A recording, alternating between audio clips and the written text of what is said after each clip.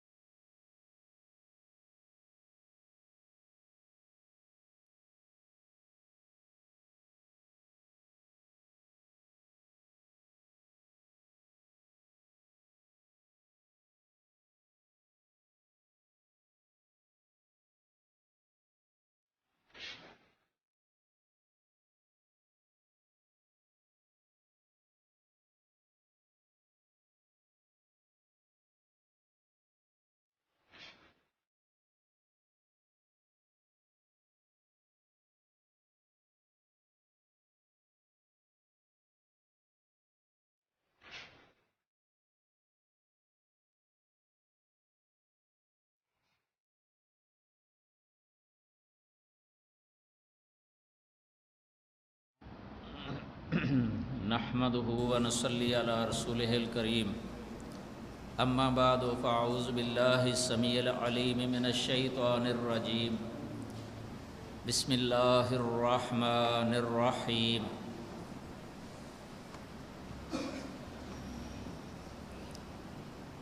ہماری گفتگو توحید کے بارے میں یہ جاری تھی قبل از صلاۃ مغرب، تو یہ اس دورہ توحید کی دوسری نشست ہے نماز مغرب کے بعد والی۔ توحید یہ ربوبیت موضوع تھا، خاص کر کے جو اللہ تعالیٰ کی صفت ہے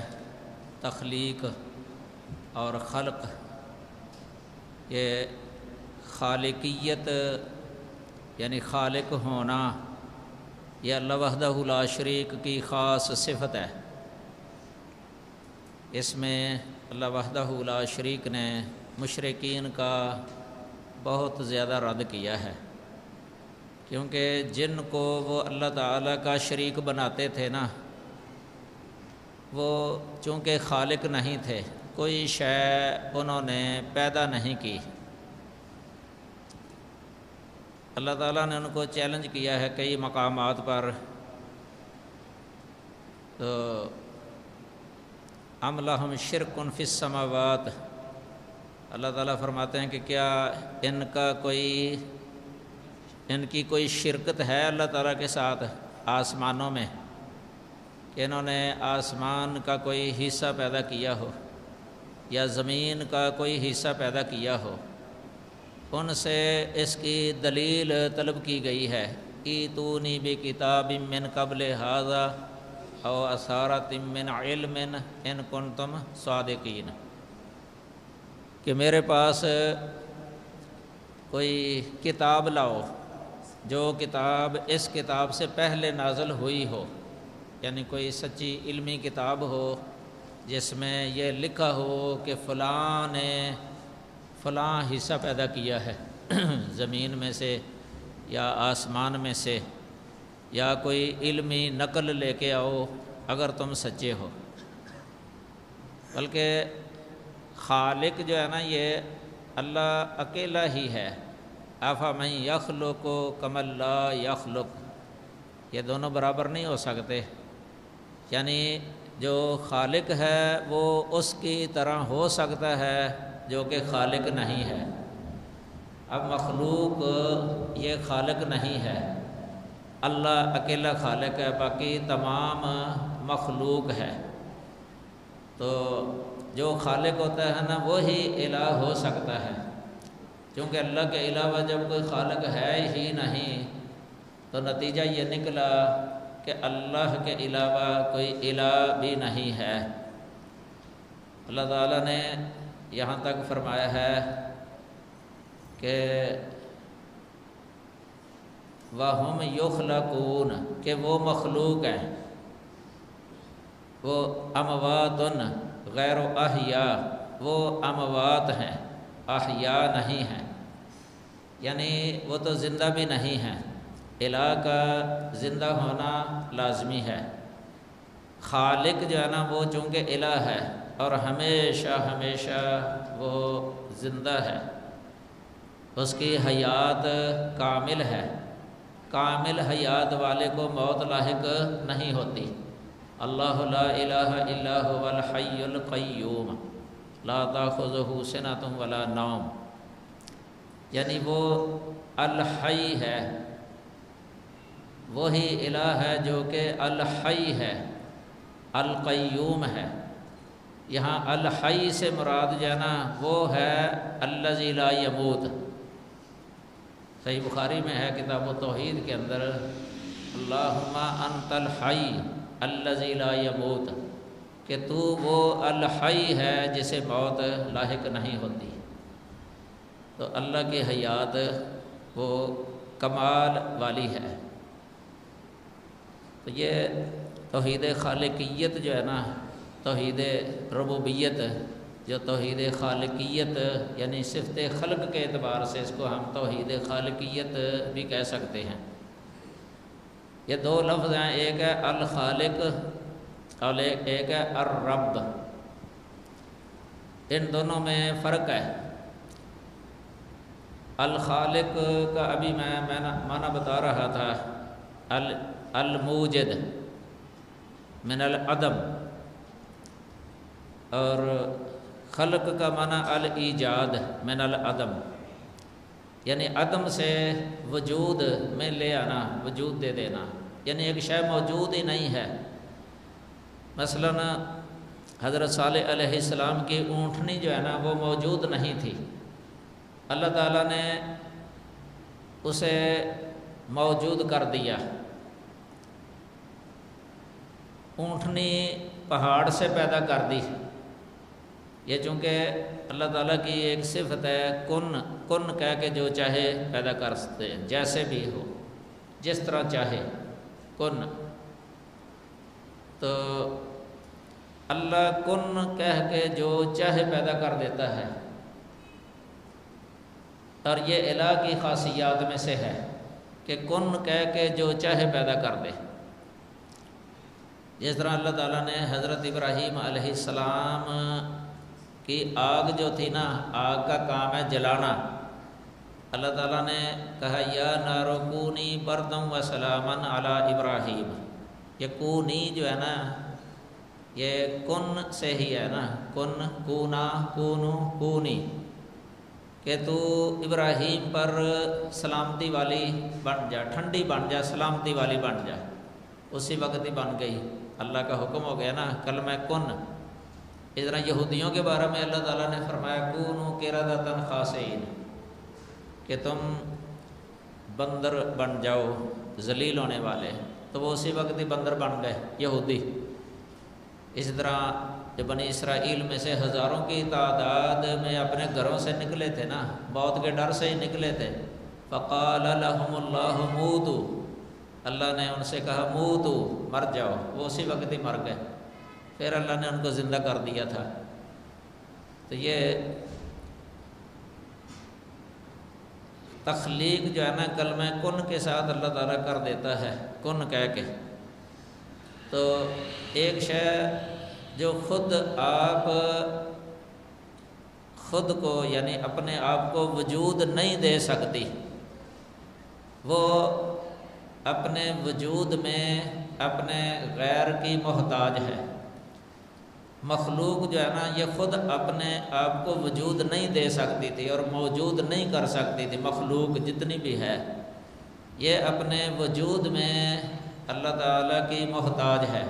سبھی محتاج ہیں اللہ تعالیٰ کے اپنے وجود میں۔ وجود میں جیسے یہ محتاج ہے نا سب، اسی طرح یہ اپنے بقا میں بھی محتاج ہیں، اللہ تعالیٰ کے محتاج ہیں اپنے بقا میں بھی۔ یعنی اللہ ہی موجد ہے اور اللہ ہی مبقی ہے، مبقی، وجود دینے والا بھی وہی ہے اور اس کو ایک وقت تک باقی رکھنے والا، جتنے جس کی کوئی اللہ کے ہاں دنیا کے اندر رہنے کی مدت ہوتی ہے نا، اس وقت تک اللہ اس کو باقی رکھتا ہے۔ اور اس کو باقی رکھنے میں جن چیزوں کی ضرورت ہوتی ہے نا وہ بھی بہم ان کو وہ پہنچا دیتا ہے تاکہ ان کی وجہ سے یہ باقی رہ سکیں۔ اس اعتبار سے اللہ تعالی یہ المنعم ہے، المحسن، یعنی بہت بڑا انعام کرنے والا، بہت بڑا احسان کرنے والا۔ اور رب جو ہے نا یہ یاد رکھیں کہ تخلیق کے بعد یعنی جب وجود مل جاتا ہے نا، اس وجود کے بعد اس کو ایک مدت تک جو باقی رکھنا ہوتا ہے نا، یہ کئی مرحلوں سے گزارنا ہوتا ہے، کئی مرحلوں سے گزارنا ہوتا ہے۔ انسان کئی مرحلوں سے گزر کر جو ہے نا کامل انسان بنتا ہے پورا۔ 6 مرحلے وہ ہیں جو شکم مادر میں ہوتے ہیں، رحم کے اندر جنین بن جاتا ہے خوبصورت، آخری مرحلے میں پھر دنیا کے اندر آتا ہے۔ تو وہاں رحم کے اندر جن چیزوں کی ضرورت ہوتی ہے نا ان کا بندوبست اللہ تعالیٰ کر دیتا ہے، اس کی خوراک کا بھی وہاں انتظام کر دیتا ہے بڑے حیرت انگیز طریقے کے ساتھ۔ حالانکہ رحم جو ہے نا یہ اندھیرا ہے، اندھیرا، وہاں ہوا پہنچنے کا کوئی ذریعہ نہیں ہے کہ ہوا وہاں داخل ہو سکے۔ ایسے ہی سمجھیں جیسے ایک قبر ہوتی ہے نا، قبر میں کسی کو داخل کر دیا جائے۔ اب ظاہر ہے کہ جس کو زندے کو قبر کے اندر رکھا جائے نا وہ وہاں بقا نہیں ہو سکتا، اس کا فوت ہو جائے گا، ایک وقت میں جلدی فوت ہو جائے گا، سانس گھٹے گا، سانس بند ہوگا۔ لیکن اللہ کی قدرت حیرت انگیز ہے، عقل دنگ رہ جاتی ہے کہ شکم مادر میں زندہ بچہ جنین زندہ ہوتا ہے وہاں، اور خوراک بھی مل رہی ہوتی ہے، نشو و نما بھی ہو رہی ہوتی ہے اندھیرے کے اندر ہی، سارا اندھیرے کے اندر ہی۔ یہ اللہ کے کمال علم پر، کمال قدرت پر یہ چیز دلالت کرتی ہے۔ تو یہ مرحلوں سے جو گزرنا ہوتا ہے نا، مرحلوں سے گزر کر پھر دنیا میں آ کے چھوٹی عمر کا بچہ دودھ پیتا ہے، اس وقت بھی اللہ تعالیٰ نے اس کی خوراک کا بندوبست کر۔ یہ جو کمال ہے نا، کمال تک جو پہنچا دینا ہے، اس اعتبار سے اللہ تعالیٰ کو رب کہا جاتا ہے، کیونکہ رب تفسیر بیضاوی کے اندر لکھا ہوا ہے کہ رب جو ہے نا یہ تربیہ سے ہے، تربیہ، اور تربیہ کی تعریف لکھی ہوئی ہے، تبلیغ الشیء الی کمالہ شیئا فشیئا، تبلیغ الشیء الی کمالہ شیئا فشیئا، یعنی کسی بھی شے کو اس کے کمال تک پہنچا دینا، پایا تکمیل تک پہنچا دینا، آہستہ آہستہ، ٹھہر ٹھہر کے،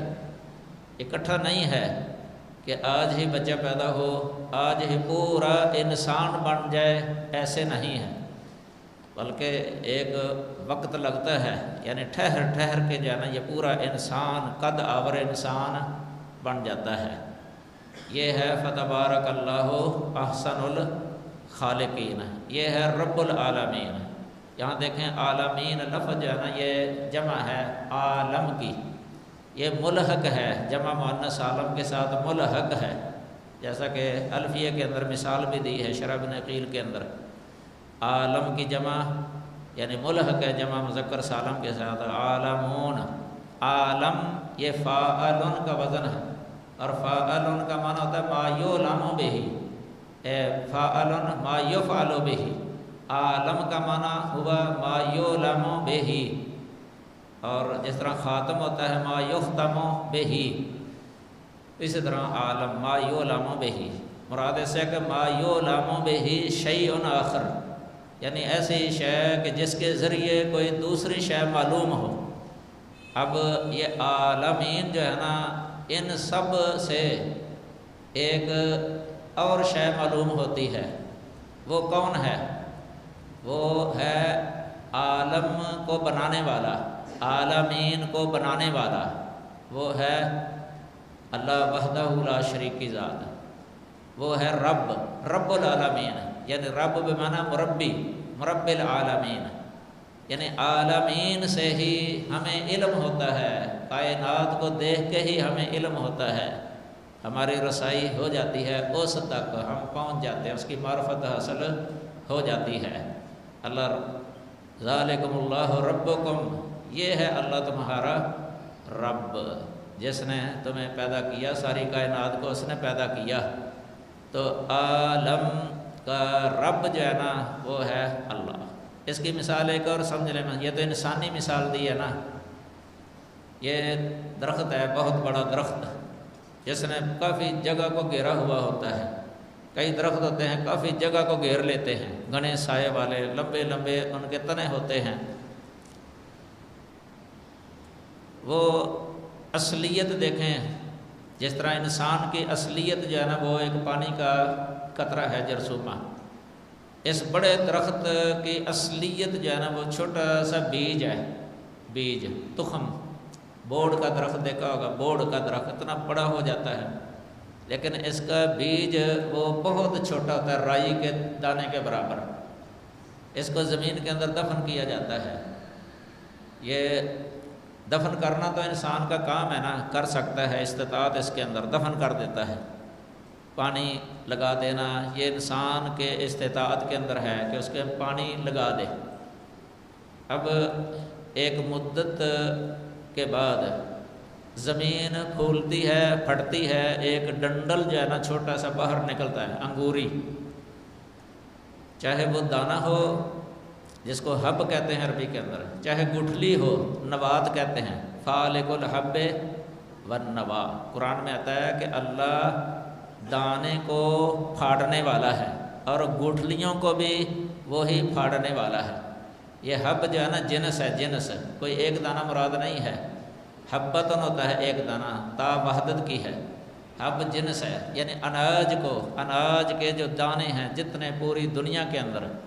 ان کو وہ پھاڑ دیتا ہے، اس سے ڈنڈل جو ہے نا، انگوری جو ہے نا وہ نکال دیتا ہے اور زمین سے باہر نکل آتی ہے۔ اور اسی طرح گٹھلی میں وہ ڈنڈل جو ہے نا وہ نکلتا ہے جب پیدا ہوتا ہے درخت۔ یہ نکالنا جو ہے نا یہ اللہ کا خاصہ ہے۔ اللہ خالق مربی جو ہے نا، رب، رب اس کے ساتھ خاص ہے، یہ اس کی خاص صفت ہے۔ ما کان لکم ان تنبتوا شجرہ، کہ تمہاری استطاعت سے باہر ہے، تمہارے بس کی بات نہیں ہے کہ تم ان یہ جو باغات ہیں، ان کے جو پودے ہیں، ان کو نکال سکو، اگا سکو، یہ تمہاری استطاعت سے باہر ہے۔ جس طرح کسی انسان کو پیدا کرنا ایک پانی کے قطرے سے، یہ کسی کے بس کی بات نہیں ہے، یہ اللہ کے ساتھ خاص ہے۔ تو یہ درخت جو ہے نا، یعنی انگوری ہوتی چھوٹی سی نرم سی، آہستہ آہستہ بڑھتی ہے، اس کی شاخیں، اور اس کے اندر قوت بھی پیدا ہوتی ہے، موٹے موٹے اس کے ٹہن بن جاتی ہیں، ٹہنیاں، اور بہت بڑا پھیل جاتا ہے۔ اس کو کہا جاتا ہے تربیہ، یعنی اس اعتبار سے اللہ رب ہے، رب العالمین، کہ تدریج الشیء الی کمالہ شیئا فشیئا، یعنی کسی شے کو اس کے پایہ تکمیل تک پہنچا دینا ٹھہر ٹھہر کے، آہستہ آہستہ۔ یہ عام ہے اللہ تعالیٰ کی اس، یعنی اللہ تعالیٰ کی صفت تخلیق کے اندر عام ایسے ہی ہے، یہ حکمت پر مبنی ہے۔ اور یہ اللہ قادر ہے اس بات پر کہ اللہ آہستہ آہستہ کے بغیر، یعنی پہلی دفعہ ہی، ایک دفعہ لمحے کے اندر ہی اس کو پایہ تکمیل تک پہنچا دے۔ اللہ قادر ہے اس بات پر۔ اس کی مثالیں موجود ہیں۔ مثلا صالح علیہ السلام کی جو اونٹنی تھی نا، بے اعتبار اعجاز، جو کافروں کو ایک نشانی دکھانی تھی، اللہ تعالیٰ نے اس اونٹنی کو ان مرحلوں سے گزارنے کے بغیر ہی پہلے ایک ہی لمحے کے اندر پایہ تکمیل تک پہنچا دیا تھا، یعنی اونٹنی ہی ان کے سامنے ظاہر ہوئی ہے پہاڑ سے۔ یہ ہے اللہ تعالیٰ کی یعنی معرفت ہے کہ کن کہہ کے جو ہے نا وہ جیسے چاہے کر سکے، کن کہہ کے۔ یہ اس طرح حوا علیہ السلام کو اللہ تعالیٰ نے پیدا کیا آدم علیہ السلام کی پسلی سے، ان کو ان مرحلوں سے گزارا ہی نہیں اللہ تعالیٰ نے۔ یہ انسانی جو نشو و نما کے مرحلے ہوتے ہیں نا کہ ایک مدت کے بعد وہ پائے تکمیل تک پہنچ کے انسان پورا بن جاتا ہے، ایسے نہیں، ایک لمحے کے اندر ہی ان کی پسلی سے اللہ تعالیٰ نے پیدا کر کے دکھا دیا ہے۔ یہ ہے قدرت اللہ کی، یہ اللہ ہر شے پر کمال قدرت رکھنے والا ہے۔ اللہ اس طرح پیدا کر دے کہ زوجین کی ملاقات کے نتیجے میں پیدا کر دے، یا زوجہ کے بطن سے بغیر یعنی اختلاط اور ملاقات اس زوج کے بغیر ہی پیدا کر دے، جیسے عیسیٰ علیہ السلام کو اللہ تعالیٰ نے پیدا کیا ہے، یا مٹی سے ہی بنا کے اس کے اندر سارا جو ہے نا یہ نظام بنا دے، یہ اللہ تعالیٰ کی قدرت میں ہے۔ اب دیکھیں پہلے میں نے عیسیٰ علیہ السلام کے بارے میں ذکر کیا تھا نا کہ وہاں تخلیق کا جو لفظ ہے انی اخلق لکم من الطین کہیات الطیر فانفخ فیہ فیکون طیرا باذن اللہ، وہاں اخلق جو آیا ہے نا اس کا معنی وہ نہیں ہے جو اللہ تعالیٰ کے ساتھ خاص ہے، یعنی پیدا کرنا، از سر نو پیدا کرنا، از سر نو پیدا کرنا، وہاں ہے مٹی سے صورت بنانا۔ اب عیسیٰ علیہ السلام کا اتنا ہی کام تھا کہ وہ مٹی سے جو ہے نا پرندے کی شکل بناتے تھے مٹی سے، لیکن اس صورت میں مٹی کی اس تصویر میں مجسمے میں یہ روح پھونک دینا یہ اللہ کا کام ہے، اس کی آنکھوں کے اندر بینائی پیدا کر دینا یہ اللہ کا کام تھا، اس کی زبان کے اندر قوت گویائی پیدا کر دینا یہ اللہ کا کام، اس کے کانوں کے اندر قوت شنوائی پیدا کر دینا یہ اللہ کا کام تھا، اور اس میں سانس کی یہ جو قوت ہے تنفس یہ اللہ تعالیٰ کا کام تھا، اور اسی طرح اس کا کھانا پینا، اڑنا، متحرک ہونا، اور اس طرح دشمن سے یعنی دشمن کو دیکھ کے فوراً اڑ جانا، بھاگ جانا،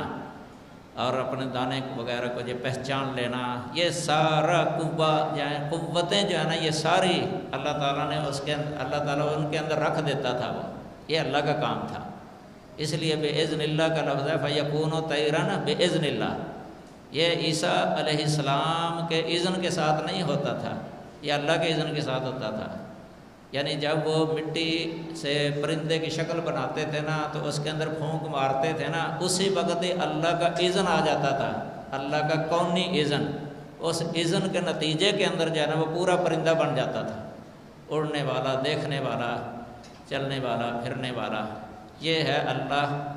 ذالکم اللہ ربکم، یہ اللہ ہے تمہارا رب۔ تو یہ پایا تکمیل تک پہنچانے والی جو ہے نا اس اعتبار سے اللہ تعالیٰ رب ہے، رب العالمین، کیونکہ وہ ساری کائنات کو تدریجاً جو ہے نا پایا تکمیل تک پہنچا دیتا ہے، جو بھی جاندار ہے نا سب ٹھہر ٹھہر کے ایسا ہے، اس طرح نباتات کے اندر بھی ایسے ہی ہے قانون، تو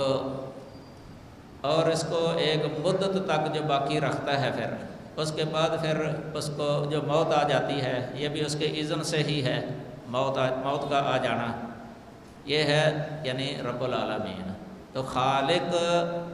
کے اعتبار سے جو ہے نا صفت تخلیق کے اعتبار سے انسان جو ہے نا اپنے وجود میں اللہ کا محتاج ہے، اور یہ اپنے بقا میں یعنی جو رب ہے رب العالمین اس اعتبار سے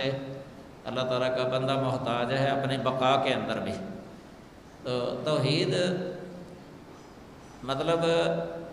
اس کا یہ چونکہ مصدر ہے نا توحید، وحد یوحد توحیدا، تو توحید کا معنی ہوتا ہے اللہ تعالیٰ کو ایک جاننا، یعنی عقیدہ رکھنا اس کا کہ اللہ وحدہ ہے، اللہ کے وحدہ ہونے کا عقیدہ رکھنا، یقین رکھنا اس پر دل سے، یعنی پکا یقین رکھنا کہ اللہ وحدہ ہے، وحدہ کو لازم ہے لا شریک لہ، اس لیے وحدہ لا شریک لہ کا اکثر لفظ آ جاتا ہے نصوص کے اندر، اشہد اللہ الہ الا اللہ وحدہ لا شریک لہ لہ الملک و لہ الحمد وہو علی کل شیء قدیر۔ نصوص تو بہت زیادہ ہیں، دعاؤں کے اندر بھی ہیں، آیات بھی ہیں، اللہ وحدہ لا شریک لہ۔ تو یہ وحدہ، اب سوال پیدا ہوتا ہے کہ اللہ کس چیز کے اندر وحدہ ہے، کس چیز کے اندر اس کا کوئی شریک نہیں ہے؟ اس میں ایک تو اللہ تعالیٰ کی ذات ہے کہ اللہ کی ذات، اللہ اپنی ذات میں وحدہ ہے، یعنی لا شریک لہ فی ذاتہ، اس کی ذات میں اس کا کوئی شریک نہیں ہے، یعنی اس کی ذات کی مثل کسی کی ذات نہیں ہے۔ یہ جو آیت کریمہ ہے نا، لیسا کمثلہ شیء، اس میں یہ بھی آ جاتا ہے، لیسا کمثلہ شیء، یعنی فی ذاتہ۔ دوسرے نمبر پہ اللہ تعالیٰ کی جو صفات ہیں، ان صفات میں بھی اللہ وحدہ ہے، یعنی لا شریک لہ فی صفاتہ، اللہ کی صفات میں اس کا کوئی شریک نہیں ہے۔ اسی طرح اللہ تعالیٰ کے جو افعال ہیں، کام ہیں، جنہیں اختیاری صفات بھی کہا جاتا ہے، فعلی صفات یا اختیاری صفات کہا جاتا ہے، جو اللہ کی مشیت کے تحت ہوتی ہیں، یہ ان میں بھی اللہ کی مثل کوئی نہیں ہے، اللہ کا کوئی شریک نہیں ہے۔ اسی طرح اللہ تعالیٰ کے امر میں بھی اللہ وحدہ لا شریک ہے، اپنے امر میں بھی وحدہ لا شریک ہے، یعنی امر کونی امر ہے، مثلا کن کہہ کے جو چاہے کرے۔ کسی جماد کو بھی اگر اللہ حکم دے دے نا، کن کہہ کے حکم دے دے، کونی حکم جماد کے لیے، وہ جماد بھی اسی طرح ہی اس کے اندر تصرف ہو جائے، کوئی حیوان کے اندر کرے یا کوئی نباتات کے اندر کرے، اللہ کا امر آ جائے کونی امر، تو اس کے اندر تصرف ہو جاتا ہے۔ اس اعتبار سے تصرف جو ہے نا، یہ کن کہہ کے کسی چیز کے اندر تصرف کر دینا، یہ اللہ تعالیٰ کی خاص صفت ہے۔ اس لیے جو تصرف کے اندر اللہ تعالیٰ کا کسی کو شریک کر دیتے ہیں نا، اس کو کہا جاتا ہے الشرک فی التصرف، یعنی شرک یا الاشراک فی التصرف، یہ کیونکہ تصرف والی صفت جو ہے نا، یہ اللہ تعالیٰ کے ساتھ خاص ہے۔ مثلا اللہ تعالیٰ تصرف کرتا ہے، ہمارے بدنوں کے اندر بھی تصرف کر دیتا ہے، ہمارے بدنوں کے اندر یہ تصرف ہی ہے نا، پہلے چھوٹا ہوتا ہے، مثلا یہ جو مرحلوں سے گزارنا ہے، پھر آہستہ آہستہ بڑھنا ہے، اس کا بڑا ہونا، یہ تصرف ہے اس کے اندر، پھر بوڑھا ہو جانا، بالوں کا سفید ہو جانا۔ انسان کا تصرف جو ہے نا اپنے نفس پر بھی نہیں ہے، بلکہ اپنے بالوں پر بھی اس کا تصرف نہیں ہے۔ انسان اگر اپنے بالوں کو حکم دے نا کہ تم سیاہ ہو جاؤ، سفید بال ہو گئے نا، کہے کہ سیاہ ہو جاؤ، چاہے 1000 دفعہ بھی اپنے کسی بال کو کہے نا کہ تو سیاہ ہو جا، نہیں ہوگا، کیونکہ بندے کا اپنے بال پر تصرف نہیں ہے۔ اگر کوئی اذن اپنا حکم چلائے اپنے یعنی اپنے نفس پر، مریض ہے مثلا، بیمار ہو گیا کہ ٹھیک ہو جا، اپنے آپ کو زبانی کہے ٹھیک ہو جا، تو صحت مند ہو جا، نہیں ہو سکتا۔ اللہ ایک بار ہی کہہ دے نا، اسی وقت ہی ہو جائے گا۔ اللہ جس طرح چاہتا ہے اپنی کائنات کے اندر تصرف کرتا ہے۔ اللہ کسی کو اگر مارنا چاہے، مت ہی کہہ دینا، مت، مر جائے گا۔ اگر کسی کو بیمار کرنا چاہے، مریض یعنی ہو جائے، اذن کونی آ جائے تو اسی وقت ہی وہ بیمار ہو جائے گا۔ اگر بیمار کے بارے میں اللہ کا امر آ جائے نا کہ تو ٹھیک ہو جا، وہ صحت مند ہو جائے گا اسی وقت ہی۔ یہ ہے اللہ کا یعنی اذن کونی کا جاری ہونا، یہ ہر شے کے اندر۔ اس میں ہے تفصیل ذرا، تو بہرحال یہ اللہ کے امر کے اندر بھی اللہ کا کوئی شریک نہیں ہے، کونی امر میں اللہ تعالیٰ کا شریک نہیں ہے۔ لا یشرک فی حکمہ احدا، اللہ اپنے حکم میں کسی کو بھی اپنا شریک نہیں کرتا۔ اللہ کا جو فیصلہ ہوتا ہے نا، اس میں کسی کو شریک نہیں کرتا۔ اللہ مستقل ہے اپنے ارادے اور اپنے اختیارات کے اندر، تو اس میں بھی اللہ تعالیٰ کا کوئی شریک نہیں ہے۔ اسی طرح اللہ تعالیٰ کے جو اسماء ہیں، اسماء مختصہ، ویسے تو ان اللہ کے اسماء کے جو معانی ہیں، اس کی جو صفات ہیں، جن کو وہ اسماء متضمن ہوتے ہیں، وہ جس اعتبار سے اللہ تعالیٰ کے ساتھ خاص ہے نا، کمال کے اعتبار سے، کمال کے اعتبار سے کہ ہر صفت کمال ہی کمال ہے اس کے اندر، کسی لحاظ سے بھی کوئی نقص نہیں ہے، اس اعتبار سے اللہ کی مثل کوئی نہیں ہے، اللہ کا کوئی شریک نہیں ہے۔ اور اسی طرح اللہ تعالیٰ کے استحقاق عبادت کے اندر بھی کوئی شریک نہیں ہے، لا شریک، یعنی وحدہ لا شریک لہ، اللہ اکیلا ہے، اس کا کوئی شریک نہیں ہے۔ اس سے مراد یہ ہے کہ اس کے استحقاق عبادت کے اندر بھی اس کا کوئی شریک نہیں ہے۔ تو توحید کا مطلب یہ ہے، جو یعنی یہ خلاصہ ہے کتاب و سنت کا، دلائل کا، لا الہ الا اللہ، یہ جامع ہے اس سب کو، لا الہ الا اللہ۔ تو یہ لیس کمثلہ شیء، اللہ کی مثل کوئی شے نہیں ہے، نہ اس کی ذات میں، نہ اس کی صفات میں، نہ اس کے افعال میں، نہ ہی اس کے اسماء مختصہ میں، اور اسماء کی جو یعنی معانی یعنی حقائق ہیں ان میں، اور اس کے معبود ہونے میں اس کی مثل کوئی نہیں، اور اس کا شریک کوئی نہیں ہے، شریک کوئی نہیں ہے اس کا، یہ ہے۔ تو وحدہ وحد لفظ جو ہے نا، یہ اکثر آیا ہے قرآن مجید کے اندر، وحدہ، یہ متوحدان یا منفردان کے معنی میں ہوتا ہے، یعنی حال بنتا ہے، وحدہ لا شریک، یعنی وحدت جو ہے نا یہ اللہ تعالیٰ کی صفت ہے، احدیت بھی اللہ تعالیٰ کی صفت ہے، قل هو اللہ احد، احد، احد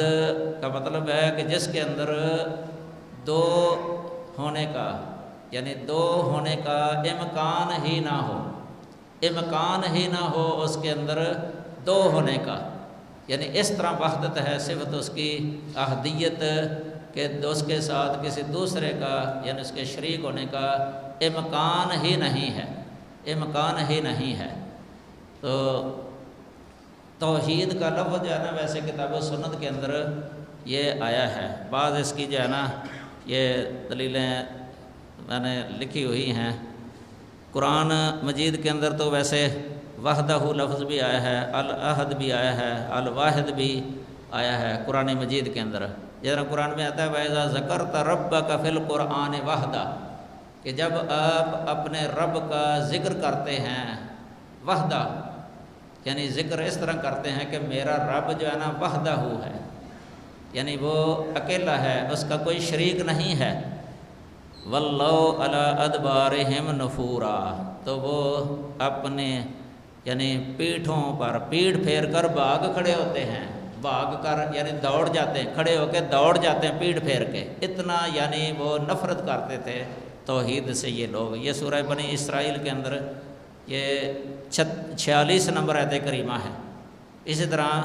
اللہ نے فرمایا وَإِذَا ذُكِرَ اللَّهُ وَحْدَهُ اشْمَأَزَّتْ قُلُوبُ الَّذِينَ لَا يُؤْمِنُونَ بِالْآخِرَةِ، جب اللہ اکیلے کا ذکر ہوتا ہے، اللہ وحدہ کا ذکر کیا جاتا ہے، تذکرہ ہوتا ہے، توحید کا تذکرہ کیا جاتا ہے، ذکر کیا جاتا ہے، توحید کا بیان کیا جاتا ہے، اشمئزت قلوب الذین لا یؤمنون بالآخرہ، تو ان لوگوں کے دل نفرت کرتے ہیں جو آخرت کو مانتے نہیں ہیں۔ مشرکین جو ہے نا، یہ ایک گروہ ان میں ایسا تھا جو آخرت کو نہیں مانتا تھا۔ یہ مشرکین کے دو گروہ تھے مکہ میں، یہ قریش، کچھ جو ہے نا وہ آخرت کے بھی منکر تھے، وہ بعث کا انکار کرتے تھے، قبروں سے اٹھنے کا انکار کرتے تھے، اور ایک گروہ وہ اس کا قائل تھا، ان کا بھی ذکر ہے جو اس طرح شرک کرتے تھے نا، کہتے تھے ما نعبدہم الا لیقربونا الی اللہ زلفیٰ، یہ وہ تھے کہ اللہ کا تقرب چاہتے تھے کہ قیامت کے دن ان کے ذریعے اللہ کا تقرب ہو جائے گا، اس لیے وہ شرک کرتے تھے۔ اور اسی طرح اللہ تعالیٰ نے فرمایا ہے، کہتے تھے ہؤلاء شفعاؤنا عند اللہ، کہ اللہ کے ہاں یہ ہمارے سفارشی ہوں گے۔ اس سے پتہ چلتا ہے نا کہ آخرت کو مانتے تھے وہ، مقصود ان کا یہ بھی یہی تھا کہ جنت مل جائے گی ان کے ذریعے، لیکن انہوں نے راستہ غلط اختیار کر لیا تھا۔ جنت تک پہنچنے کا، اللہ کو خوش کرنے کا راستہ لائن غلط اختیار کر لی تھی۔ نبیوں والا جو راستہ تھا نا وہ چھوڑ دیا تھا انہوں نے سمجھا کہ ان کے ذریعے اللہ راضی ہو سکتا ہے، ان کے ذریعے ہمیں جنت مل سکتی ہے، حالانکہ یہ انبیاء کا طریقہ نہیں تھا۔ تو وہ ان کے ساتھ الہ والا معاملہ کیا کرتے تھے، الہ کہہ دیا کرتے تھے، شفعاء بھی کہہ دیا کرتے تھے، ان کو الہہ بھی کہہ دیتے تھے، اولیاء بھی کہہ دیتے تھے۔ اس لیے اللہ تعالیٰ نے کئی جگہ پر یہ لفظ استعمال کیا ہے، اتبعوا ما انزل الیکم من ربکم ولا تتبعوا من دونہ اولیاء۔ اولیاء کا لفظ استعمال کیا۔ اولیاء کا معنی ہے مددگار، قریبی مددگار۔ وہ اپنے ان کو سمجھتے تھے کہ یہ ہماری مدد کرنے والے ہیں، یہ ہماری مدد کرنے والے ہیں۔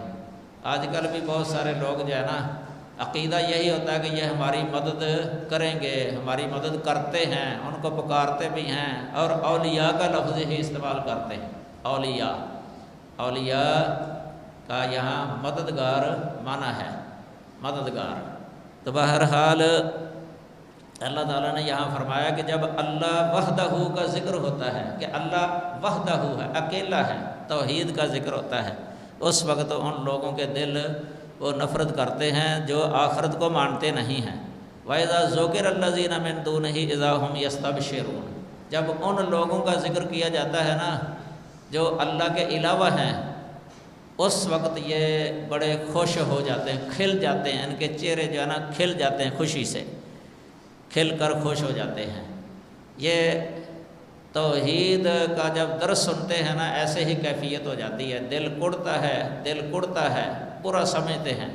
بلکہ توحید بیان کرنے والے کو ہی برا سمجھتے ہیں، نفرت کرتے ہیں اس سے۔ لیکن جب جھوٹے واقعات بیان کیے جائیں، جھوٹی کرامتیں بیان کی جائیں، اس وقت بڑا خوشی کے ساتھ جھوم جاتے ہیں، بڑا خوش ہوتے ہیں، جھومتے ہیں۔ یہ اللہ نے ان کی کیفیت بیان کی ہے۔ تو یہاں بھی وحدہ کا لفظ ذکر ہوا ہے، یہ سورہ زمر کی 45 نمبر آیت کریمہ ہے۔ اسی طرح اللہ تعالیٰ نے فرمایا ذالک بأنہ اذا دعی اللہ وحدہ کفرتم، یہ اشارہ ہے اس طرف کہ یہ جو تمہیں دوزخ کے اندر داخل کیا گیا ہے نا، آگ کے عذاب کے اندر جو داخل کیا گیا ہے، اس کی وجہ یہ ہے کہ جب اللہ کا ذکر کیا جاتا تھا، جب پکارا جاتا تھا اللہ وحدہ کو کہ اللہ اکیلا ہے، جب اس کی طرف تمہیں دعوت دی جاتی تھی یا تمہارے سامنے اللہ کو پکارا جاتا تھا کہ اللہ اکیلا ہے، تو کفرتم، تو تم جو ہے نا مانتے نہیں تھے۔ وَإِن يُشْرَكْ بِهِ، اگر اس کے ساتھ شرک کیا جاتا، یعنی کسی کو اس کا شریک بنایا جاتا، تو تم مان جاتے تھے کہ یہ ٹھیک ہے۔ فَالْحُكْمُ لِلَّهِ الْعَلِيِّ الْكَبِيرِ، یہ سورہ مومن کی 12 نمبر آیت کریمہ ہے، سورۃ المومن 12 نمبر آیت کریمہ۔ یہ وحدہ جو ہے نا یہ قرآن مجید کے اندر 6 بار لفظ آیا ہے۔ ویسے وحدہ، الواحد یہ بھی ذکر ہے قرآن مجید کے اندر، یہ بھی 6 دفعہ ہی آیا ہے۔ الواحد القہار، الواحد القہار، وہو الواحد القہار،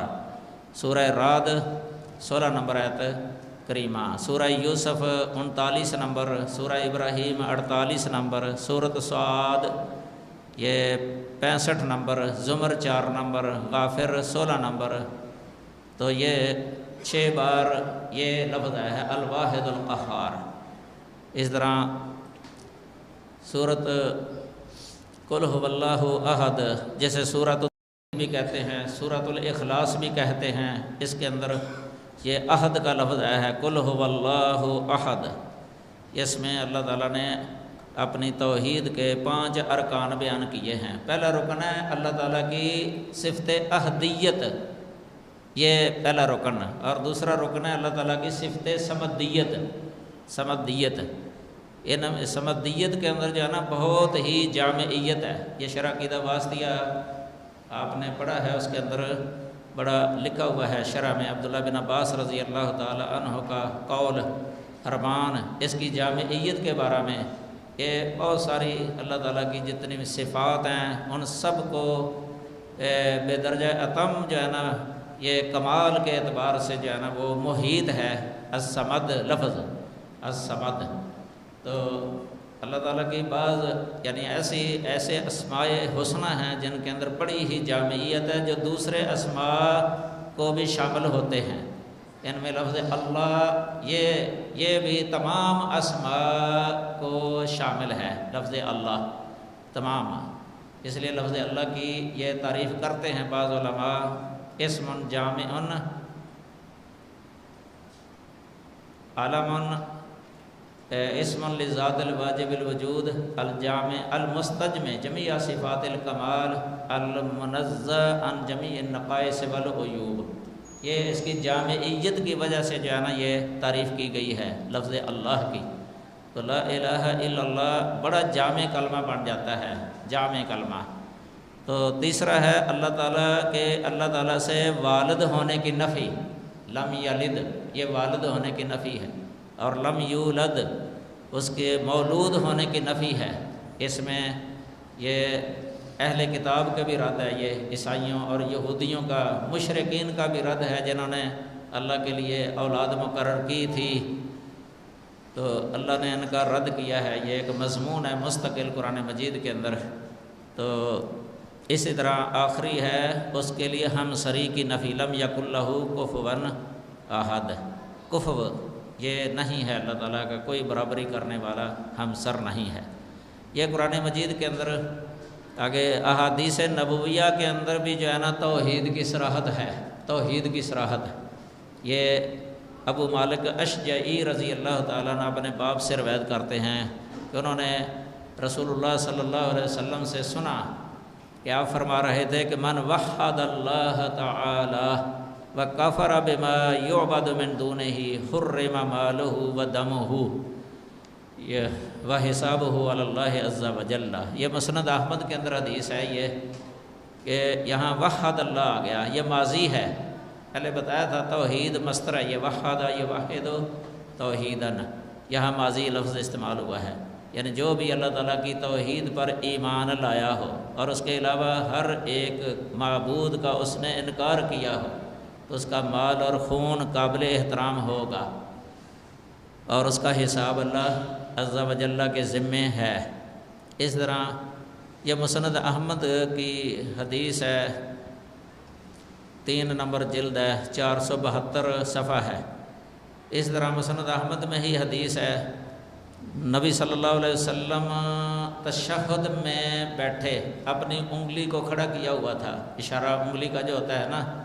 یہ تشہد کے اندر، اس میں لفظ آیا ہے مسند احمد کے اندر جلد 4 ہے 57 صفحہ، 4 جلد 57 صفحہ کہ نصب اصبعہ یوحد بہا، کہ آپ صلی اللہ علیہ وسلم نے اپنی انگلی اٹھائی، اس کے ساتھ اللہ کی توحید کا اشارہ کر رہے تھے، یہ واحد توحید کا اشارہ، یعنی انگلی جو اٹھائی ہے نا اس میں اشارہ ہے کہ اللہ وحدہ لا شریک ہے، اس کا کوئی شریک نہیں ہے۔ اسی طرح نمبر 3 ہے عبداللہ بن عمر رضی اللہ تعالی عنہ سے روایت ہے کہ رسول اللہ صلی اللہ علیہ وسلم نے فرمایا بنی الاسلام علی 5 علی ان یوحد اللہ و اقام الصلاۃ و ایتاء الزکاۃ و صیام رمضان والحج، عام معروف حدیث ہے صحیح مسلم کی، اس میں یہ لفظ آیا ہے ان یوحد اللہ، یہ ان فعل مضارع پر داخل ہوا ہے، تو اس سے یہ توحید پر یہ لفظ دلالت کرتا ہے۔ یہ کتاب الایمان ہے، باب بیان ارکان الاسلام، صحیح مسلم کی۔ اسی طرح یہ حدیث ہے عمر بن ابسہ رضی اللہ تعالی عنہ نبی صلی اللہ علیہ وسلم کے پاس آئے، انہوں نے آپ سے پوچھا کہ اللہ تعالیٰ نے آپ کو کون سی شے عطا فرمائی ہے، کون سی شے عطا فرمائی ہے، یعنی کس چیز کے ساتھ آپ کو بھیجا ہے، کیا لے کے آئے ہیں آپ کی دعوت کیا ہے؟ تو آپ نے فرمایا بِأَن يُوَحَّدَ اللَّهُ وَلَا يُشْرَكَ بِهِ شَيْءٌ، یعنی اللہ نے مجھے اپنی توحید کے ساتھ بھیجا ہے، توحید بیان کرنے کے لیے بھیجا ہے، اور اس کے ساتھ کسی شے کو شریک نہ ٹھہرایا جائے۔ وکسر الاوثان، بتوں کو توڑنے کے ساتھ بھیجا ہے، وصلۃ الرحم، صلہ رحمی کے ساتھ۔ یہ مسند احمد 4 نمبر جلد ہے اور 122 صفحہ ہے اس حدیث کا۔ اسی طرح یہ حضرت معاذ رضی اللہ تعالی عنہ کی مشہور حدیث ہے، یہ بخاری مسلم اور دیگر کتابوں کے اندر آپ صلی اللہ علیہ وسلم نے ان کو بھیجا تھا یمن کی طرف دائی بنا کے دعوت دینے کے لیے، اور ظاہر ہے کہ یمن کے اندر اس وقت یہ یہود و نصارہ تھے، ان کو اسلام کی دعوت دینی تھی، تو نبی صلی اللہ علیہ وسلم نے یہ جو ہے نا ان کو حکم دیا تھا کہ اول ما تدعوہم الی ان یوحدوا اللہ، کہ تو نے سب سے پہلے ان کو جس چیز کی دعوت دینی ہے نا وہ توحید کی ہی دعوت دینی ہے، توحید کی دعوت دینی ہے۔ یہ صحیح بخاری کتاب التوحید ہے، پہلی حدیث ہے کتاب التوحید میں، اس میں یہ لفظ آیا ہے۔ اس طرح جعفر طیار رضی اللہ تعالی عنہ نے جب نجاشی بادشاہ کے پاس مجلس میں تقریر کی تھی ان کے پاس، تو اس وقت انہوں نے جو ہے نا یہ بیان کیا تھا کہ ہماری طرف اللہ تعالیٰ نے ایک رسول بھیجا ہے، فدعانا الی اللہ لنوحدہ، اس رسول نے ہمیں اللہ کی طرف دعوت دی ہے تاکہ ہم اس کو جو ہے نا اکیلا، یعنی اس کی توحید اور اس کی عبادت کی دعوت دی ہے کہ ہم اس کو اکیلا جانیں، یقین رکھیں کہ وہ اکیلا ہے، اس کا کوئی شریک نہیں ہے، یعنی اس کی توحید کی دعوت دی اللہ تعالیٰ، نبی صلی اللہ علیہ وسلم نے ہمیں اسی کی عبادت کریں۔ وَنَخْلَعُ مَا كُنَّا نَحْنُ نَعْبُدُ وَآبَاؤُنَا، کہ جس کی ہمارے باپ دادا عبادت کرتے رہے ہیں نا ان سب کو ہم چھوڑ دیں۔ یہ بھی مسند احمد کے اندر حدیث ہے، جلد 1 ہے، صفحہ 202۔ تو یہ آپ جان رکھیں کہ توحید کی اہمیت جو ہے نا اس قدر ہے کہ سب سے پہلے انبیاء نے جو ہے نا اولاً تو ہر نبی نے توحید کی دعوت دی ہے، دوسرے نمبر پر سب سے پہلے توحید کی دعوت دی ہے، سب سے پہلے۔ اس سے بھی پتہ چلتا ہے کہ توحید کی بہت ہی زیادہ اہمیت ہے، اس کے بغیر نجات ہی نہیں ہے قیامت کے دن، بلکہ اگر توحید ہوگی نا بندے کی توحید، تو اللہ تعالیٰ ہو سکتا ہے کہ دوسرے گناہ معاف فرما دے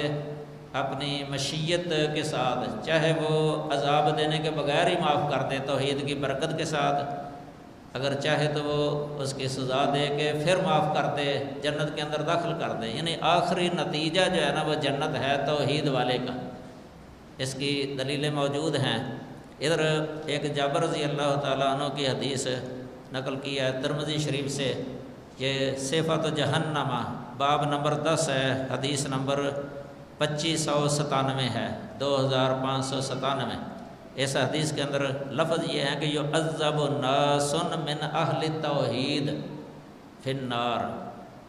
کہ توحید والوں میں سے، اہل توحید میں سے کئی لوگوں کو عذاب کے اندر، آگ کے اندر عذاب دیا جائے گا، آگ کے اندر عذاب دیا جائے گا، حتیٰ یکونوا فیہا حماما، یہاں تک کہ وہ آگ کے اندر کوئلہ بن گئے ہوں گے، جل کے کوئلہ بن گئے ہوں گے۔ ثم تدرکہم الرحمہ، پھر رحمت ان کو پا لے گی، اللہ کی رحمت ان کا ادراک کر لے گی، تو فیخرجون، وہ آگ سے نکل جائیں گے، یخرجون بھی ہو سکتا ہے کہ ان کو نکال دیا جائے گا آگ سے۔ اس سے یہ نکلتا ہے کہ توحید والا بندہ چاہے جتنا بھی گناہ گار ہے نا، عملی طور پہ وہ مخلد فی النار نہیں ہے، دخول نار کی نفی نہیں نکلتی کہ آگ میں داخل نہیں ہوگا، وہ خلود فی النار کی نفی نکلتی ہے دلائل سے۔ دخول ایک ہوتا ہے دخول فی النار، ایک ہوتا ہے خلود فی النار۔ دخول فی النار کی نفی نہیں نکلتی، خلود فی النار کی نفی نکلتی ہے۔ قرآن اور احادیث کی دلیلیں اس کے بارے میں کافی ہیں، ان سے پتہ چلتا ہے کہ اہل توحید کو ہمیشہ جہنم کے اندر نہیں رکھا جائے گا۔ دخول نار ہو سکتا ہے، ممکن ہے دوسرے کسی گناہوں کی وجہ سے، اس حدیث سے بھی یہ پتہ چلتا ہے۔ تو یہ بلکہ یہ جو ادھر لفظ آیا نا کوئلہ بن گئے ہوں گے، کوئلہ، اس سے مراد ہے کہ وہ مرے ہوئے ہوں گے، مرے، جس طرح کوئلہ ہو جاتا ہے نا، لکڑی کوئلہ بن جاتی ہے، تو یہ جل کے جو ہے نا وہ مر چکے ہوں گے، یہ قرآن مجید کے اندر جو آیا ہے نا لا یموت فیہا ولا یحیا، کہ اس کے اندر جو ہے نا موت نہیں ہے کہ مرنے کے بعد دوبارہ پھر زندگی، ایسے نہیں ہے، یعنی زندگی ہی زندگی ہے آگ کے اندر،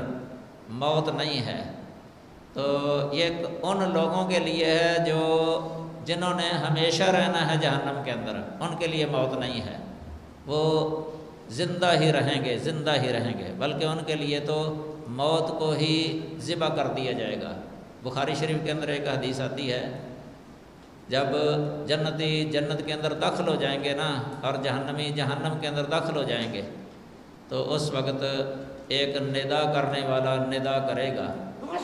اے جنتیو یا اہل الجنہ۔ تو جنتی جو ہے نا وہ اپنا سر اٹھائیں گے تو دیکھیں گے، ان سے کہا جائے گا کہ کیا تم اس کو پہچانتے ہو؟ موت مینڈے کی شکل میں جنت اور جہنم کے درمیان میں لائی جائے گی موت، تو ان سے کہا جائے گا کیا تم اس کو پہچانتے ہو کہ یہ کیا ہے؟ وہ کہیں گے کہ ہاں ہم پہچانتے ہیں، یہ موت ہے۔ اسی طرح جہنمیوں سے بھی کہا جائے گا یا اہل النار، اے جہنمیوں۔ وہ بھی اس طرح یشرعبون کا لفظ آتا ہے بخاری شریف کے اندر دونوں جگہ پر، وہ اپنا سر اٹھائیں گے، دیکھیں گے، تو ان سے کہا جائے گا کہ کیا تم اس کو پہچانتے ہو؟ وہ کہیں گے کہ ہاں یہ موت ہے۔ پھر اس وقت اس موت کو اس مینڈے کو ذبح کر دیا جائے گا اور کہا جائے گا کہ آج موت کو موت آ گئی ہے، موت کو ذبح کر دیا گیا ہے، اب اس کے بعد موت نہیں ہے۔ جنتیوں سے بھی کہا جائے گا کہ آج کے اب موت نہیں ہے، اور دوزخیوں کو بھی کہا جائے گا۔ جنتی جو ہے نا بہت خوش ہو جائیں گے کہ اب ہم نے ہمیشہ اسی طرح ہی رہنا ہے زندہ، اور جہنمی جو ہے نا بہت وہ افسوس کریں گے، اور ان کا پہلے سے بھی زیادہ پریشانی ان کی بڑھ جائے گی کہ یہ کیا بنے گا، ہمیشہ اسی طرح ہی رہنا ہے۔ یعنی اب وہ مایوس ہیں، ان کو کوئی نکلنے کی امید نہیں ہے۔ وہاں پھر موت کو پکاریں گے کہ ہمیں موت آ جائے، لیکن نہیں آئے گی۔ دعو ہنالک ثبورا قرآن میں، یا مالک لیقضی علینا ربک، مالک فرشتے سے کہیں گے جہنم کا جو دروغہ ہے نا،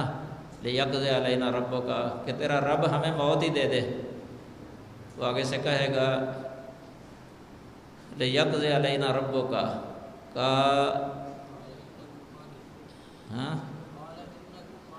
قال انکم ماکثون، وہ کہے گا کہ بے شک تم اسی میں ٹھہرنے والے ہو۔ بلکہ ایک دوسرے مقام فرمایا قال اخسؤوا فیہا ولا تکلمون، یعنی ان سے کہا جائے، اللہ کہے گا کہ تم میرے ساتھ بات ہی نہیں کرو، ذلیل دفع ہو جاؤ، دور ہو جاؤ۔ اللہ ہمیں بچا کے رکھے جہنم سے، جنت کے اندر داخل کرے اپنی رحمت کے ساتھ۔ بخاری شریف کے اندر حدیثیں موجود ہیں، مسلم کے اندر کتاب الایمان کے اندر یہ حدیثیں موجود ہیں کہ یہ جو موحدین ہیں نا، جن کو جہنم کے اندر داخل کیا گیا، تو ان کو وہاں موت آ جائے گی۔ امام نووی نے باب بھی باندھا ہے واضح کہ اہل توحید جو ہے نا یہ جہنم کے اندر داخل ہوں گے اپنے گناہوں کی وجہ سے، تو اس کے اندر وہ مر جائیں گے، فوت ہو جائیں گے۔ یہ حدیث ذکر کی ہے، یموتون کا لفظ ہے بخاری کے اندر، حدیث ہے نبی صلی اللہ علیہ وسلم کا فرمان کہ ان کو موت آ جائے گی، جہنم کے اندر موت آ جائے گی۔ یہ ہے ہوماما جو لفظ ادھر آیا نا کہ کوئلہ بن چکے ہوں گے، یہ اس طرح کے لوگ مراد ہیں۔ اور یہ ضروری نہیں ہے کہ جتنے بھی ہیں وہ سب ایسے ہی ہیں، کئی ایسے بھی ہوں گے کہ جن کو یہ اس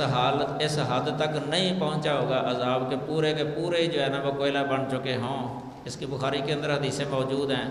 بلکہ ایک حدیث آتی ہے کہ سجدے کے اعضاء جو ہے نا وہ جہنم کی آگ وہ نہیں جلائے گی۔ ان اللہ حرم علی النار ان تاکل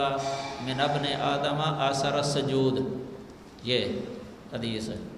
تو یہ جو پورے کے پورے جلے ہوئے ہیں نا، یہ زیادہ ہی گناہ گار ہیں، بڑے گناہ گار ہیں، ان کے پاس صرف توحید ہے، بس توحید کے علاوہ کوئی عمل نہیں ہے۔ بلکہ ایک روایت یہ بھی ہے، یہ صحیح بخاری اور مسلم کے اندر ایک آدمی اس نے اپنے بیٹوں کو وصیت کی تھی اپنے مرنے سے پہلے، ایو ابن فیکم، کہ میں تم میں کیسا باپ ہوں، میں کیسا باپ ہوں، کیسے تم نے مجھے پایا ہے۔ وہ کہتے ہیں کہ تو خیر و ابن، تو بہتر باپ ہے، ہمارا اچھا باپ ہے۔ کہا کہ دیکھو میں نے کوئی جو ہے نا نیکی نہیں کی، عمل نہیں کیا، تو اگر میں مر جاؤں نا تو تم مجھے جلا دینا، راکھ کر دینا، یعنی جلا کے چکی میں جو ہے نا میرے وجود کو پیس دینا، اور جب آندھی آئے، زیادہ تیز اندھیری آئے تو میری راکھ کو اندھیری کے اندر وہ بکھیر دینا ہواؤں کے اندر۔ مجھے ڈر لگتا ہے اللہ تعالیٰ سے، لَإِنْ أَخَذَ اللَّهُ لَإِنْ عَذَّبَ اللَّهُ لَإِنْ عَذَّبَنِيَ اللَّهُ إِنْ قَدَرَ اللَّهُ عَلَيَّ لَيُعَذِّبُنِي عَذَابًا لَمْ يُعَذِّبْ أَحَدًا مِنْ خَلْقِهِ۔ اگر اللہ تعالیٰ مجھ پر قادر ہو گیا نا، اتنا عذاب دے گا اللہ مجھے جتنا کسی اور کو نہیں دیا ہوگا اس نے۔ تو انہوں نے ایسے ہی کیا۔ اللہ تعالیٰ نے حکم دے دیا، اس کے اجزاء جو ہے نا وہ جمع ہو گئے، اسی طرح ہی وہ رجل بن گیا۔ بخاری کے اندر آتا ہے رجل، پورا مرد۔ اللہ تعالیٰ نے اس سے پوچھا، اے میرے بندے تو نے ایسے کیوں کیا ہے؟ لما فعلت ذالک۔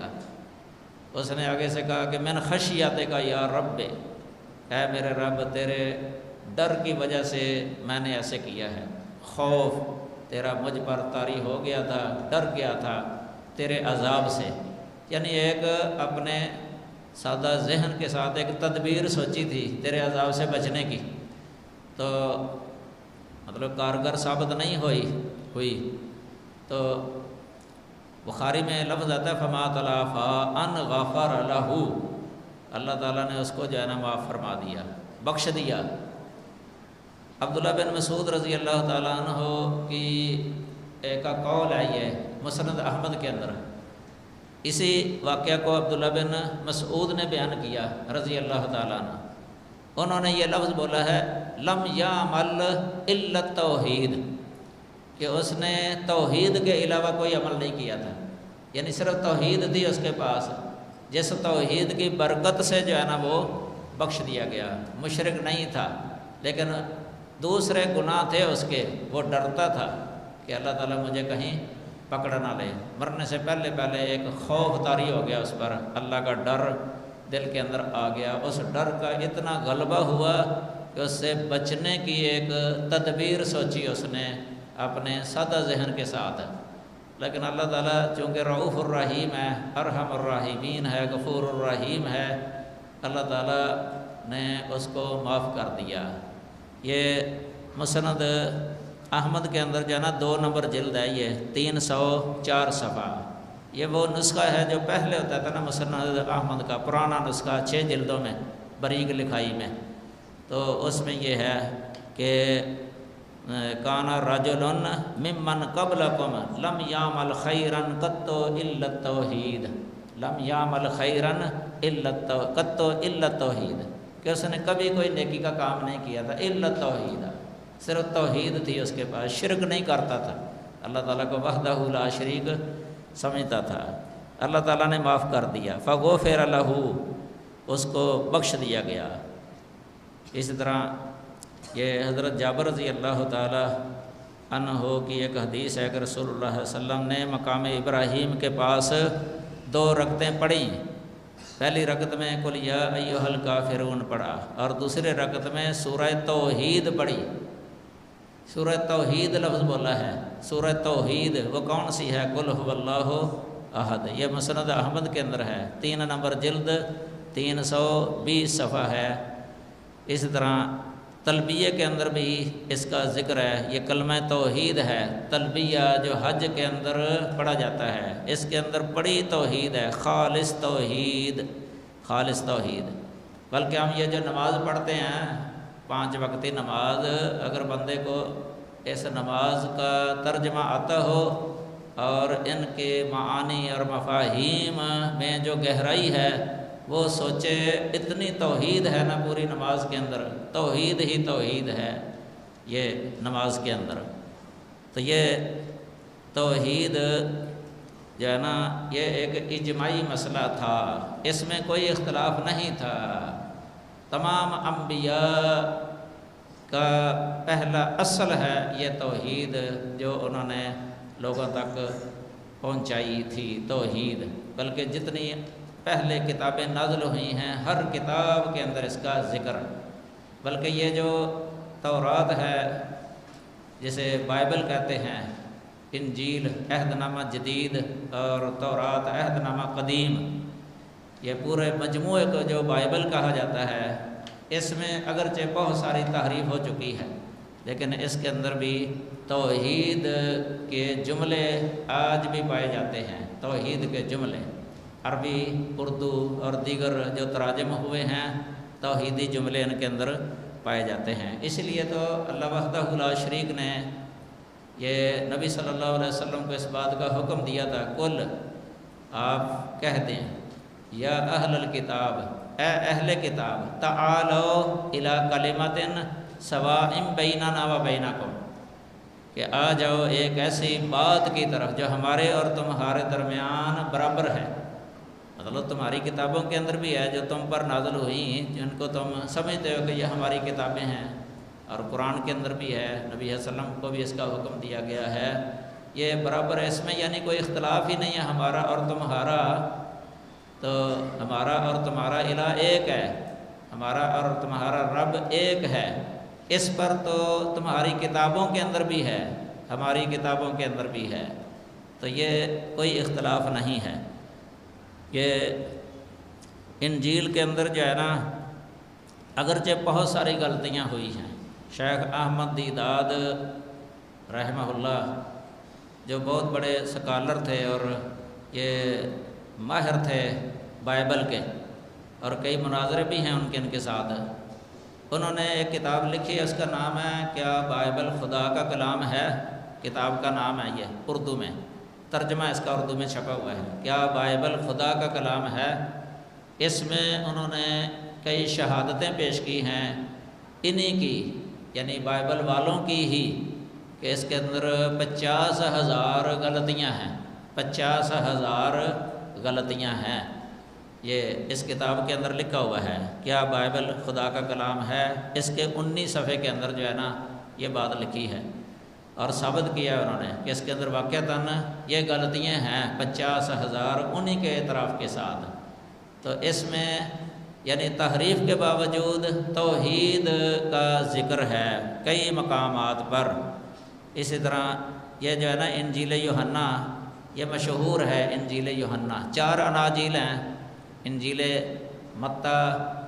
اور لوکا اور مرقس اور یوحنا۔ یوحنا کی انجیل سے عام مسلمان نبی صلی اللہ علیہ وسلم کی پیش گوئی جو ہے نا آپ صلی اللہ علیہ وسلم کے بارے میں وہ بھی ذکر کرتے ہیں، آپ صلی اللہ علیہ وسلم کی پیش گوئیاں یوحنا انجیل سے، آپ کی صفات اب بھی موجود ہیں اس کے اندر، اور توحید کا بھی ذکر ہے اس کے اندر۔ اس میں لکھا ہوا ہے عربی جو ہے نا، انک انت الالہ الحقیقی وحدک، انجیل یوحنا کے اندر، کہ بے شک تو ہی حقیقی الہ ہے، وحدک اکیلا، اکیلا تو ہی حقیقی الہ ہے۔ حقیقی کا معنی برحق، یعنی واقع اور حقیقت میں، یعنی جس کی نفی نہیں ہو سکتی، حقیقی، تو وہ تو الہ ہے۔ یہ انجیل یوحنا، یہ باب نمبر ہے 17، جملہ نمبر ہے 3، 17 اور 3۔ اور حضرت عیسیٰ علیہ السلام سے کسی ناموسی نے سوال کیا۔ ناموسی کا مطلب ہوتا ہے جو یعنی کتاب تورات کا عالم، اس کو ناموسی لفظ لکھا جاتا ہے، یعنی ناموس تورات پر لفظ بولا گیا ہے، تو ناموسی کا مطلب تورات والا، یعنی تورات کا عالم۔ تو اس نے عیسیٰ علیہ السلام سے بطور امتحان ایک سوال کیا تھا، کہا تھا کہ اے معلم، یا معلم، اے معلم، ایت وصیۃ ہی العظمی فی الناموس، آپ یہ بتائیں کہ ناموس کے اندر یعنی تورات کے اندر سب سے بڑی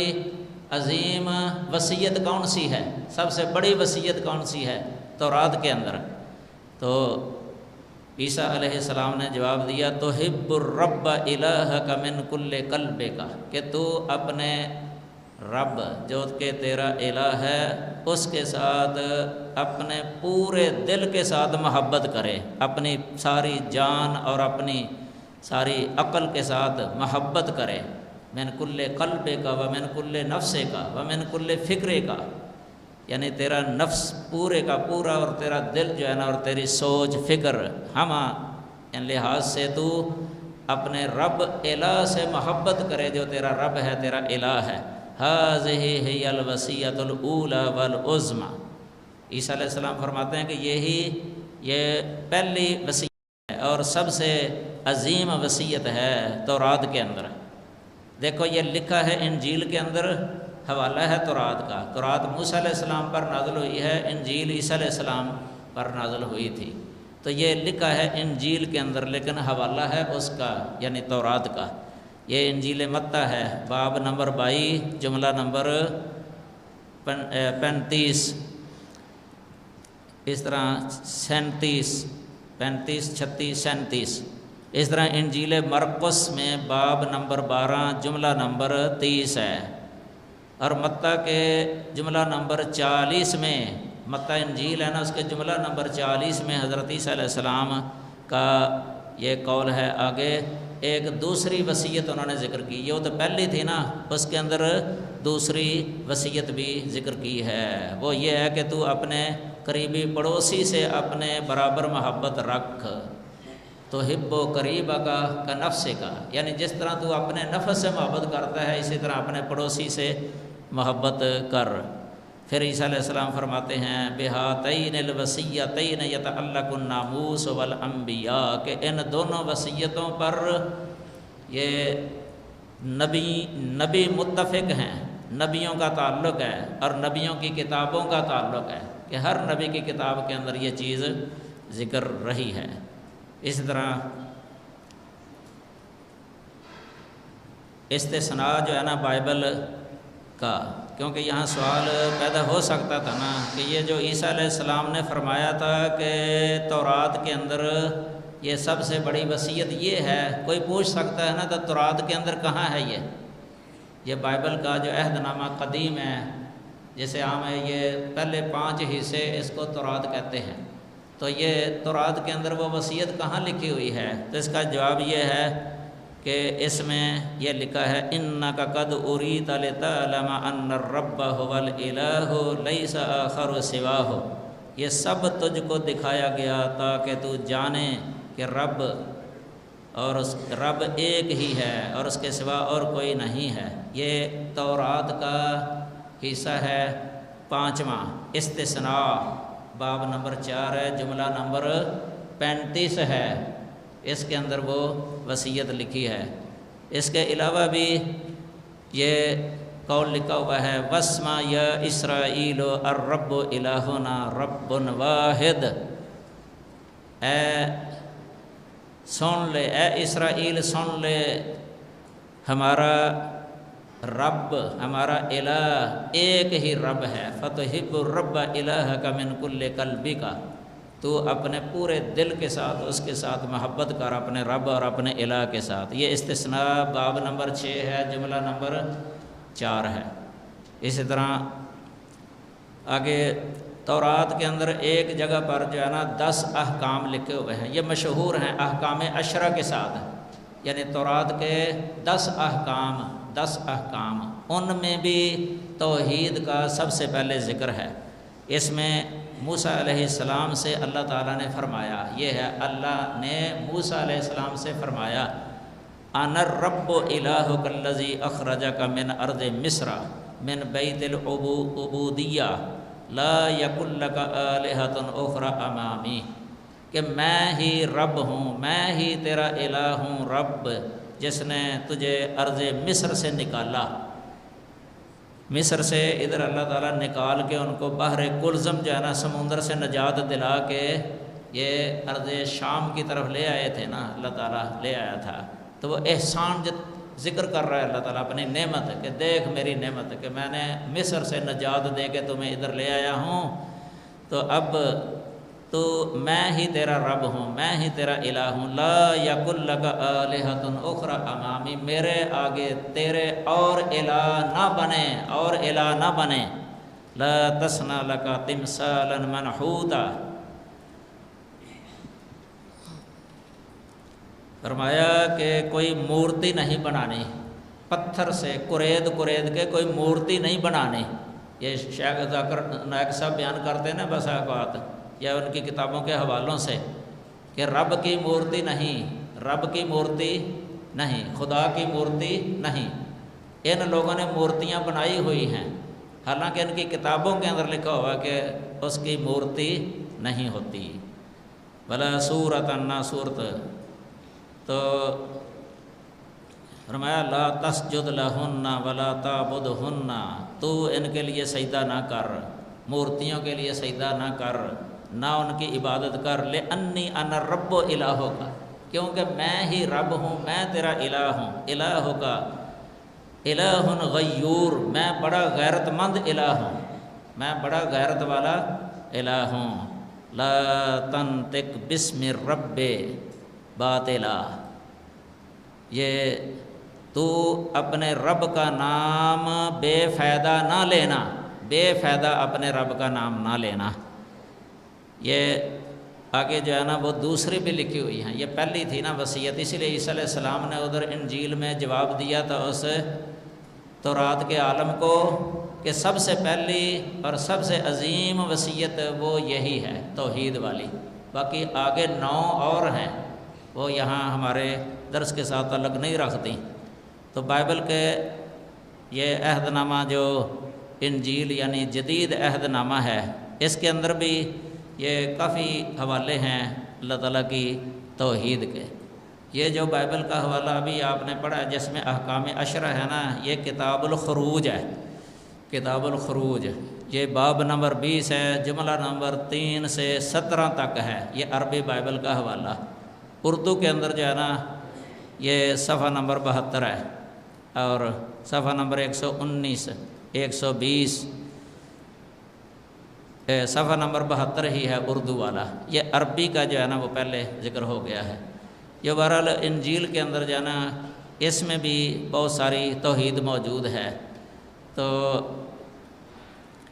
اہل کتاب کو قرآنی دعوت اس آیت کے اندر دی گئی ہے، اسی لیے یا اہل الکتاب، جو پہلے درس ہوا ہے نا نماز سے پہلے، اس میں شروع میں آیت کریمہ میں نے پڑھی تھی، یہ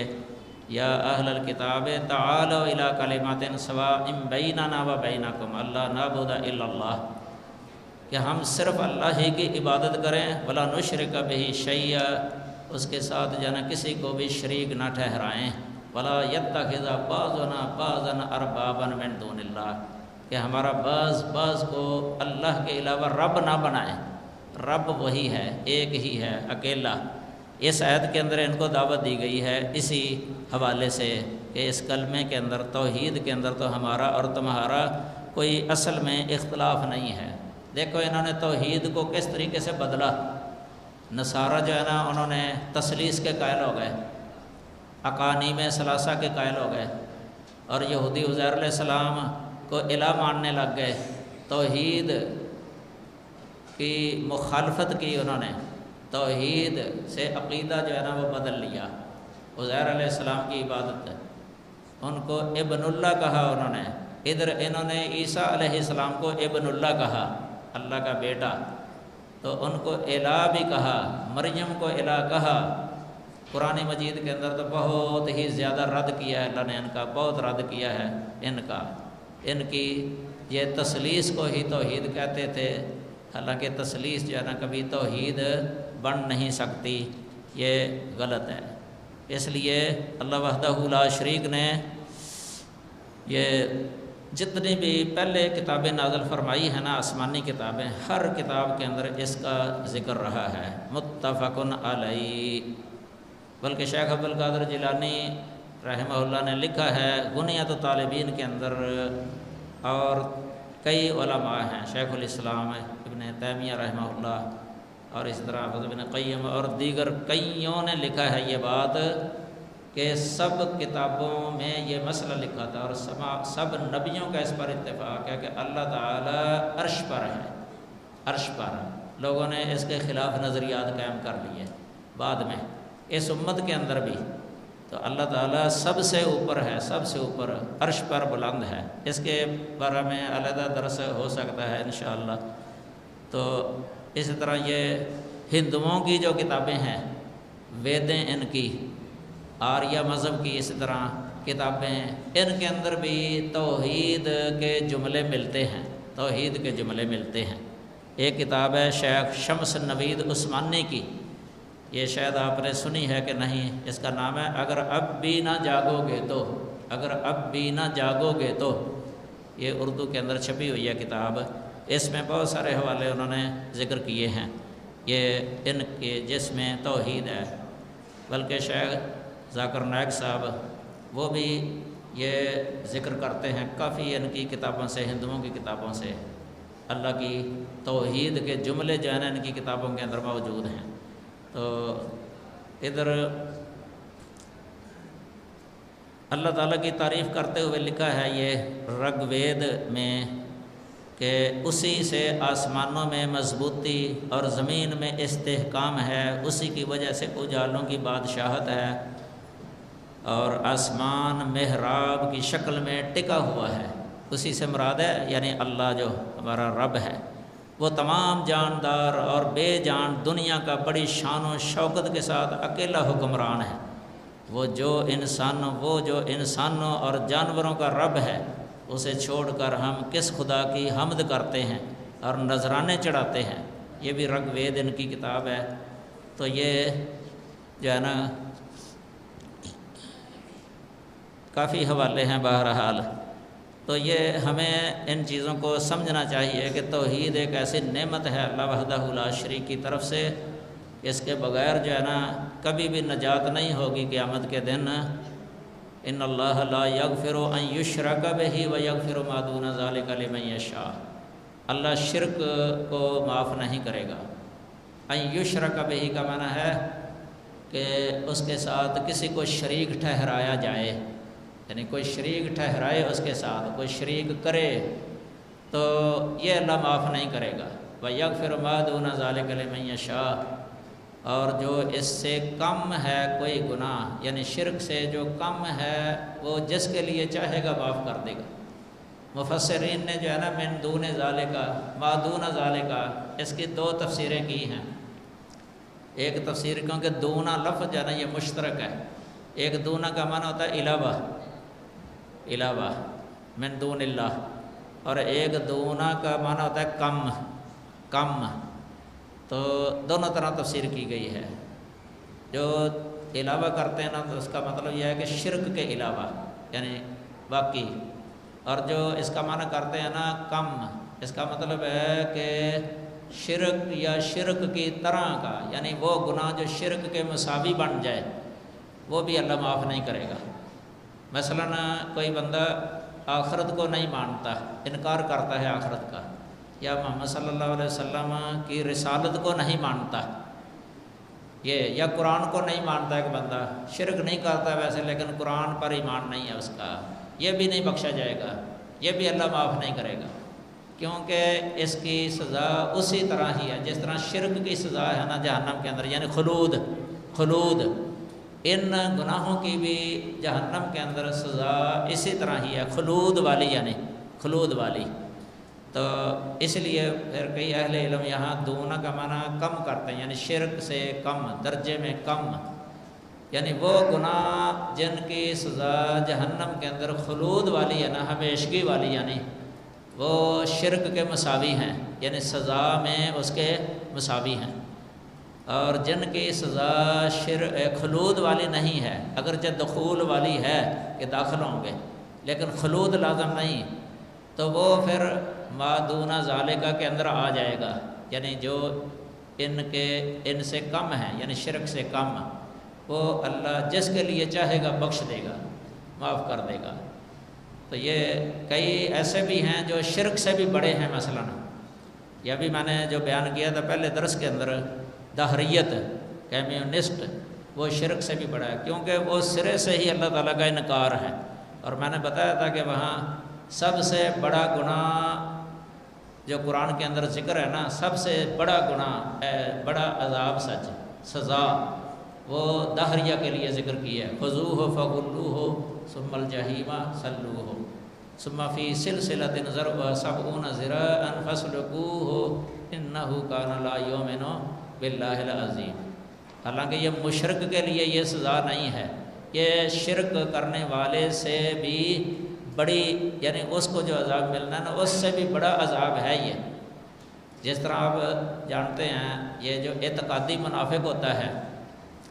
ایک بندہ اعتقادی منافق ہے لیکن شرک نہیں کرتا، وہ اس کو بھی یہ بڑی سزا ملے گی، ان المنافقین فی الدرک الاسفل من النار۔ حالانکہ یہ جو مشرک ہیں نا، جو غیر منافق مشرک ہیں، ان کے لیے اس طرح کا نہیں آیا فی الدرک الاسفل من النار۔ منافق جو اعتقادی ہے نا ان کے لیے یہ سزا ہے۔ تو یہ شرک سے کم جانا جس کے لیے چاہے گا وہ بخش دے گا۔ اب یہ نفاق اعتقادی جو ہے نا وہ شرک سے کم نہیں ہے۔ اور اسی طرح یہ جو پہلے میں نے بتایا ہے، یعنی ایمانیات کا انکار کرنا، ایمانیات کا انکار کرنا، یہ بھی اس میں آ جاتا ہے کہ وہ چونکہ شرک سے کم، شرک کے مساوی ہیں، یعنی عذاب کے اندر مخلد فی النار ہونا مراد ہے مساوی سے، یعنی مخلد فی النار۔ یہ اہل سنہ کا یہ عقیدہ ہے کہ اصحاب الکبائر جو ہے نا یہ مخلد فی النار نہیں ہوں گے۔ یہ خارجیوں کا عقیدہ تھا اور معتزلہ کا کہ آخرت کے اندر اصحاب الکبائر جو ہے نا یہ مخلد فی النار ہوں گے۔ اور یہ ان کے بارے میں ہے جو موحدین ہیں، یعنی اہل توحید اس امت کے، یہ جو کبیرہ گناہ کے مرتکب ہیں، چاہے ایک ہی کبیرہ گناہ کیا ہو نا اس نے، وہ خارجی اور معتزلی جو ہے نا یہ عقیدہ رکھتے تھے کہ یہ مخلد فی النار ہے۔ دنیا کے اندر کہتے تھے کہ یہ کافر ہے، خارجی تو کہتے کافر ہے، دائرہ اسلام سے نکل گیا، کفر میں داخل ہو گیا۔ معتزلہ کہتے تھے کہ نہیں، دائرہ اسلام سے تو نکل گیا ہے لیکن کفر میں داخل نہیں ہوا۔ لیکن آخرت کے اندر یہ متفق ہیں دونوں، یعنی ان کے بارے میں کہتے تھے کہ وہ مخلد فی النار ہے۔ اہل سنہ کا یہ موقف ہے کہ اصحاب الکبائر موحدین، یعنی جو اہل توحید میں سے اصحاب الکبائر ہیں، یہ ہمیشہ جہنم کے اندر نہیں رکھے جائیں گے۔ اللہ تعالی ہمیں کتاب و سنت کے مطابق عقیدہ رکھنے اور عمل کرنے کی توفیق عطا فرمائے۔ وآخر دعوانا ان الحمد للہ رب العالمین۔